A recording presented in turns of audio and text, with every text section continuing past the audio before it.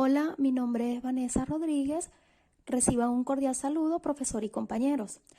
Mi grupo está compuesto por Camila Valera, Juan Serra, Marjorie Segarra, Somali Marquina y vamos a exponer la teoría de los rasgos según el autor Alport Goldon. Los dejo con mi compañera Camila que dará inicio a este tema. Gracias. Gordon Willard Allport nació el 11 de noviembre de 1897 en Montezuma, Indiana. Fue el cuarto y último hijo de John Allport y Nellie Louise Allport. El padre de Allport había participado en varios proyectos empresariales antes de hacerse médico, coincidiendo con el nacimiento de Gordon Allport.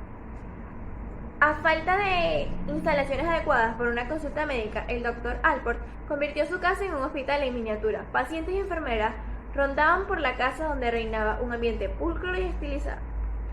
En su autobiografía, Allport 1967, escribió que la primera parte de su vida estuvo marcada por una clara devoción protestante. Esta se encuentra en la página 4.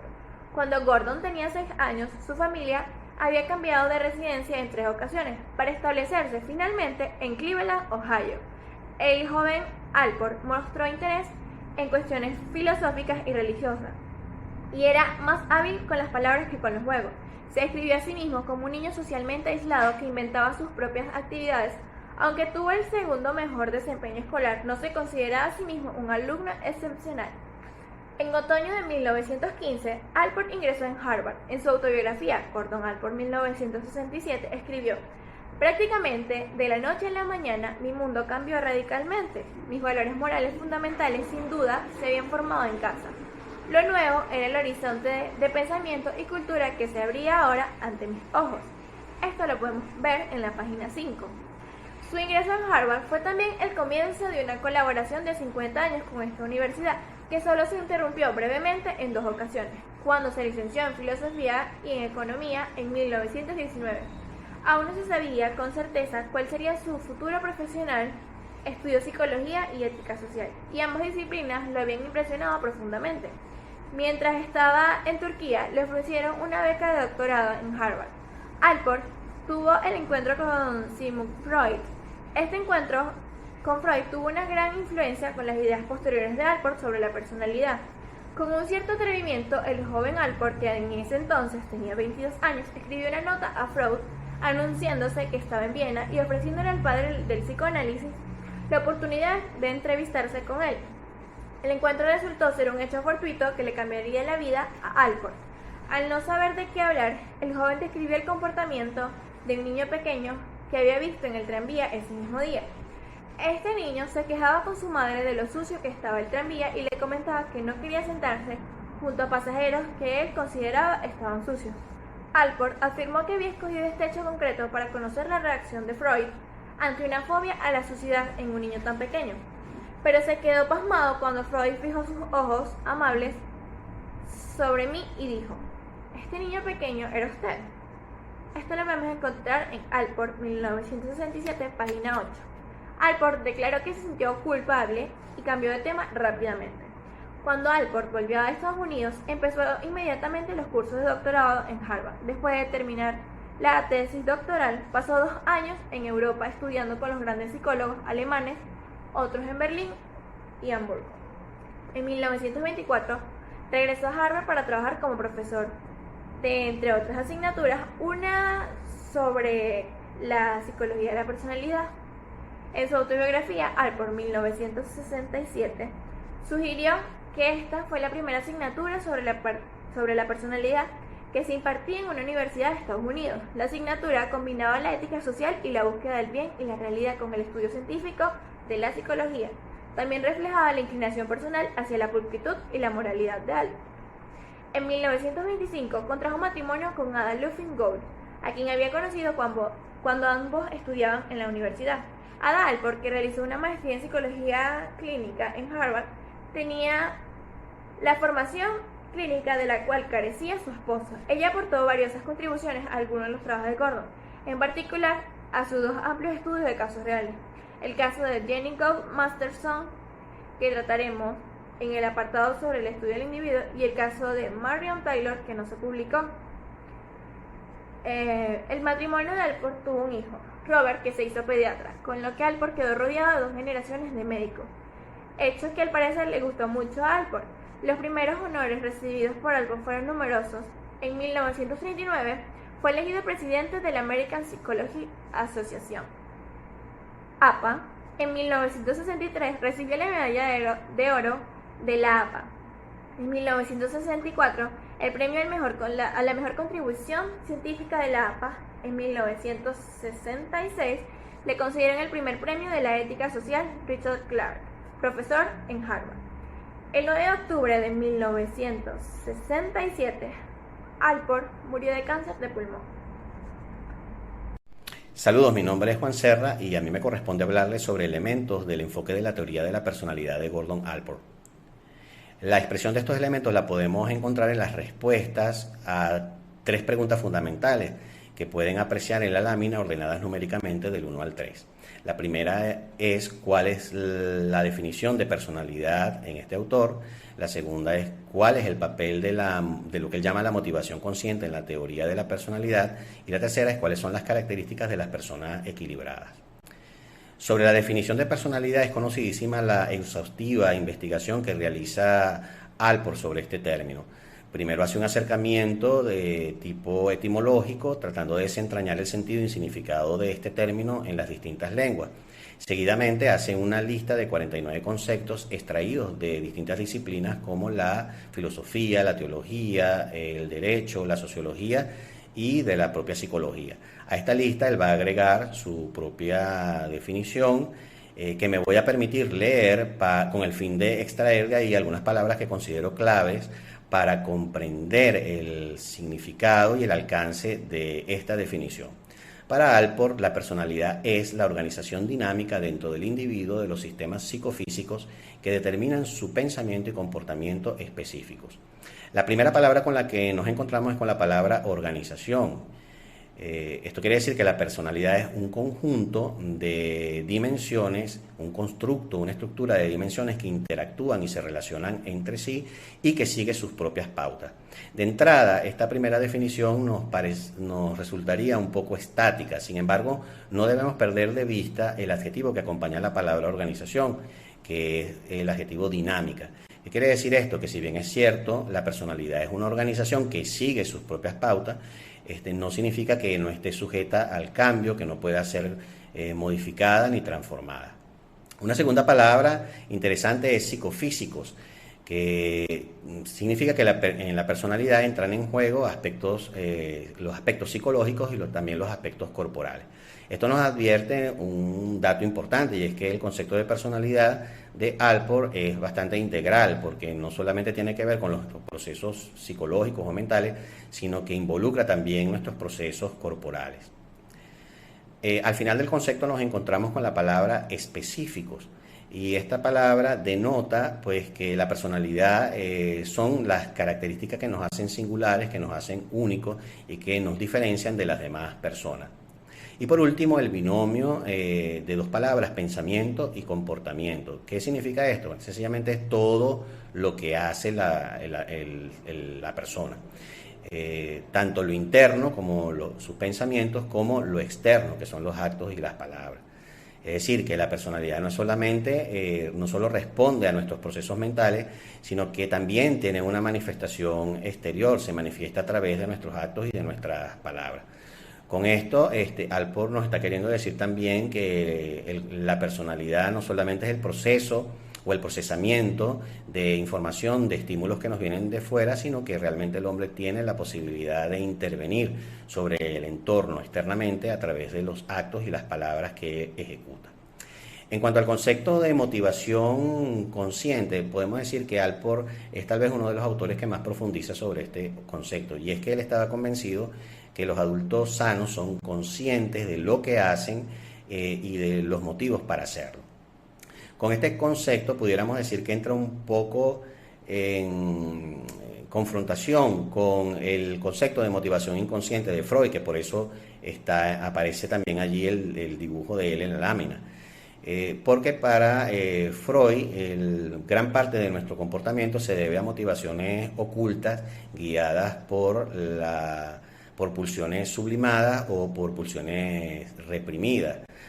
Alport no desconoce que realmente existan las motivaciones inconscientes, sino que sencillamente él piensa que de entrada se ha de considerar la literalidad de la persona que expresa el motivo, las razones por las que realiza una o ejecuta una acción. En cuanto a las características de la persona equilibrada, Gordon Allport nos plantea dos supuestos para estas características. Uno es el de la conducta proactiva. ¿Qué quiere decir esto? Que una persona madura es aquella que tiene la característica de ser proactiva, es decir, es una persona que no solo reacciona ante los estímulos externos, sino que es capaz de intervenir sobre ese entorno. En el dibujo que está en la parte inferior, en la esquina izquierda, podemos ver una persona que está conquistando una meta, una montaña, está gestionando sus labores diarias. Y el segundo supuesto es, para que una persona sea una persona equilibrada, es que haya tenido una infancia equilibrada también. Es decir, esto no significa que la persona después de su infancia no viva situaciones problemáticas o traumáticas, pero para él es una condición sine qua non que la persona haya podido tener una infancia feliz, como aparece ese dibujo de ese niño disfrutando pues de lo que está haciendo, ¿no? ¿Por qué? Porque normalmente las personas que han tenido una infancia difícil son tal vez arrastradas más por las motivaciones inconscientes que por las motivaciones conscientes. Las características de una persona equilibrada, Allport las define de la siguiente manera. Primero, en esas personas se da una ampliación del yo, es decir, son personas capaces de salir de sí, realizan actividades fuera de sí, no son egoístas, son altruistas, están interesadas también en actividades recreativas, de recreación y también en actividades espirituales. Lo segundo es que estas personas son capaces de mantener una relación afectiva consigo mismo y con los demás. También son capaces de ser compasivas y de expresar y recibir confianza de las otras personas. Son personas además que su actitud sexual, por ejemplo, no está llevada por el egoísmo ni por el aprovechamiento de los demás, sino que precisamente son personas cuya actividad sexual están también guiadas por la entrega, por la oblación al otro, por la preocupación por el otro. Hola, mi nombre es Marjorie Segarra y continuando con las características de una persona equilibrada, o lo que es lo mismo, una persona madura emocionalmente, tenemos como tercer criterio la estabilidad emocional o la autoaceptación. Estas son personas que se aceptan a sí mismas, no les preocupa mucho cuando las cosas no salen como las planifican o sencillamente cuando tienen un mal día. ¿Por qué? Porque entienden que esto es parte de la vida.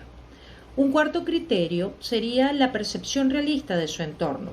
Las personas psicológicamente maduras están enfocadas en la solución de los problemas y están en contacto a su vez con la realidad tal cual la perciben la mayoría de las personas.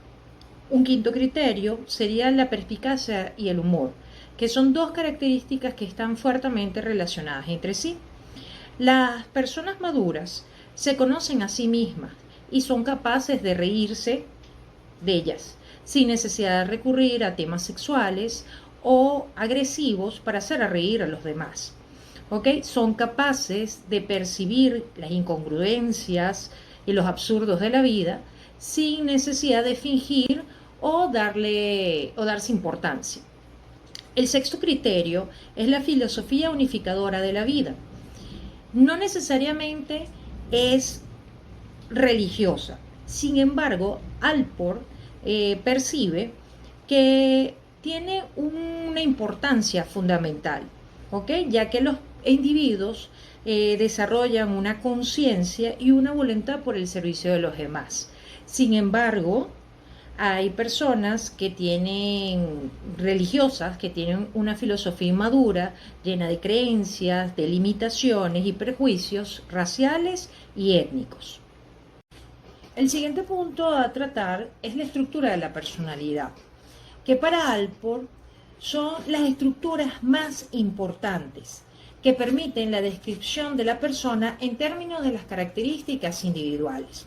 Durante toda su trayectoria, Allport hizo énfasis entre la distinción de los que son los rasgos comunes y los rasgos personales, siendo los rasgos comunes aquellas características generalizadas que aparecen en muchas personas y que son importantes para la comparación de individuos dentro de una cultura. Ahora bien, los rasgos personales los definió como las estructuras neuropsíquicas generalizadas exclusivas de cada individuo, que puede hacer que diversos estímulos sean funcionalmente equivalentes y activar y dirigir formas coherentes de conducta adaptativa y de estilo. ¿Por qué él considera que estos son los más importantes? Porque permite estudiar a la persona de forma individual. Ahora bien, se preguntarán, ¿cuántos rasgos personales tiene cada individuo? Bueno, para responder esta pregunta, debe hacerse referencia a aquellos rasgos fundamentales o importantes para cada individuo. Y estos pueden ser entre 5 o 10 como rasgos fundamentales. Ahora, si ampliamos las tendencias, podremos hablar que cada individuo debe tener cientos de rasgos personales. Allport situó ciertos niveles a los rasgos personales, denominándolos como rasgos fundamentales, rasgos principales y rasgos secundarios. Los rasgos fundamentales son aquellas características únicas que podría decirse que o considerarse como la pasión que tiene un individuo y en torno a ella gira su vida. Él hizo mención a ciertos personajes históricos y de ficción para ejemplificar estos rasgos. Entre ellos tenemos el Quijote, Narciso, chauvinistas, entre otros. Ahora bien, los rasgos principales es aquellos rasgos que fundamentan la personalidad del individuo y son los más destacados. Y esto es lo que habíamos conversado, que pueden ser entre 5 y 10 como máximo. Y estos van a dirigir la conducta adaptativa y el estilo de la persona. Cuando hablamos de los rasgos secundarios, son rasgos que no son fundamentales en la personalidad, pero que aparecen con cierta frecuencia en ciertas condiciones o ciertas situaciones del individuo. Entre ellas está, por ejemplo, las preferencias, las actitudes o los rasgos situacionales. Mi nombre es Amalia Marquina y continuaré con la explicación acerca de la teoría de rasgos de Gordon Allport. Rasgos de motivación y estilo. Todos los rasgos son dinámicos, en el sentido de que pueden ser de motivación. Allport denominó dos rasgos en ellos, el rasgo de motivación y estilo. Los rasgos de motivación son la motivación de los rasgos que proceden de una necesidad básica y de instintos, mientras que los rasgos de estilos se deben a los rasgos personales de una intensidad menor, que poseen a su vez un poder motivador. Los rasgos de estilos pueden guiar a los guían nuestros actos, mientras que los rasgos de motivación lo que hacen es activarlos. Un ejemplo claro de rasgo de estilo puede ser tener un aspecto cuidadoso e impecable. Mientras que las personas sienten la motivación de vestirse porque es una necesidad básica para mantener su temperatura corporal, el modo en el que lo hacen, en la forma que lo visten, se puede interpretar como un rasgo personal, es decir, un rasgo de estilo. Los rasgos de motivación que identificaba Allport aquí se parecen un poco al concepto de comportamiento reactivo de Maslow, mientras que los rasgos de estilo se asemejan a su noción de un comportamiento expresivo. Es por ello que él no percibía una división clara entre los rasgos personales de motivación y de estilo, aunque algunos rasgos claramente de estilo surgían de una necesidad y es por ello que también eran de motivación. Propio. El propio son todas las características de las cuales el individuo diría que son típicamente suyas, que forman parte de él. Alport utilizó este término para referirse a esas conductas y características que las personas consideran fundamentales para su vida. El propio no es la totalidad de la personalidad, porque muchas de esas características y conductas personales no son fundamentales y se encuentran más bien ubicadas en la periferia de la personalidad. Este tipo de conductas propias pueden incluir 1. Los impulsos y necesidades básicas, que por lo general se satisfacen sin ninguna dificultad. Costumbres, que puede ser como vestirse, saludar, conducir por el carril correspondiente. 3. Actos habituales, como fumar, cepillarse los dientes, que se hace de una manera un poco automática y no son cruciales para la identidad de la persona. El propio no incluye esos aspectos de la vida que las personas consideran importantes para su identidad. Engloba los valores de la persona, así como la parte consciente, que es la parte personal, y coherente con las convicciones propias que lleva de él. Motivación. Según Alport, la mayoría de las personas están motivadas por impulsos presentes, más que por hechos pasados. No son conscientes de lo que pueden hacer y que tienen una cierta noción en lo que están haciendo en su presente. Alport sostenía que para que haya una buena teoría de la motivación se debe tomar en cuenta las diferencias entre motivos periféricos y motivos propios. Los motivos periféricos son aquellos que satisfacen una necesidad, mientras que los propios son los que mantienen una atención y ayudan a mantener la atención y el desequilibrio. Se dice que los adultos deben tener un comportamiento reactivo y proactivo, y para que una teoría de motivación sea satisfactoria deben cumplir con ambos comportamientos. Es por ello que Alport creó una teoría de la motivación, con lo cual sostenía que para que una teoría de la personalidad fuera adecuada debe partir de los supuestos de que las personas no solamente reaccionan a su entorno, sino que también pueden influir en él y provocar algo. La personalidad, como ya lo dijimos en un principio, es un sistema dinámico que permite la entrada constante de nuevos elementos y que provoca cambios en los individuos.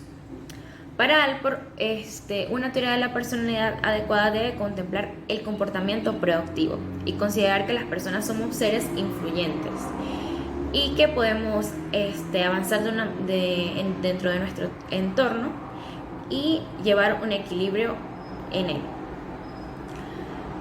Para que una teoría sea satisfactoria debe no solamente incluir la teoría reactiva, sino que también debe tomar en cuenta las teorías proactivas, que hacen hincapié en los cambios y en los crecimientos.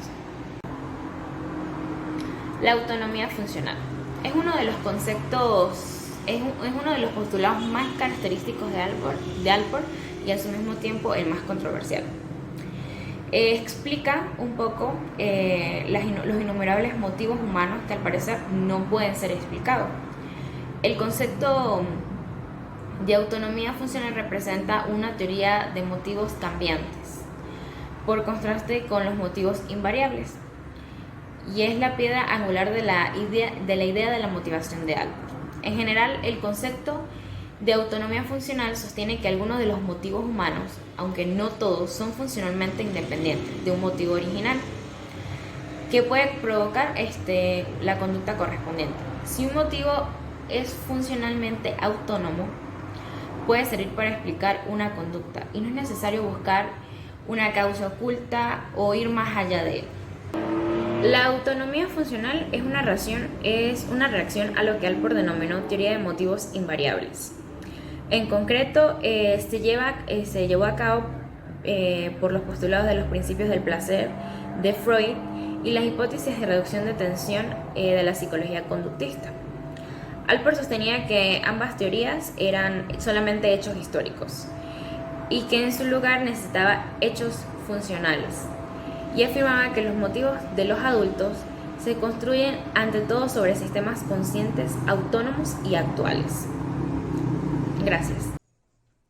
Hola, mi nombre es Vanessa Rodríguez y continuando la temática de lo que es autonomía funcional, puedo decir que esta es una reacción denominada teoría de los motivos invariables que tiene 4 cualidades.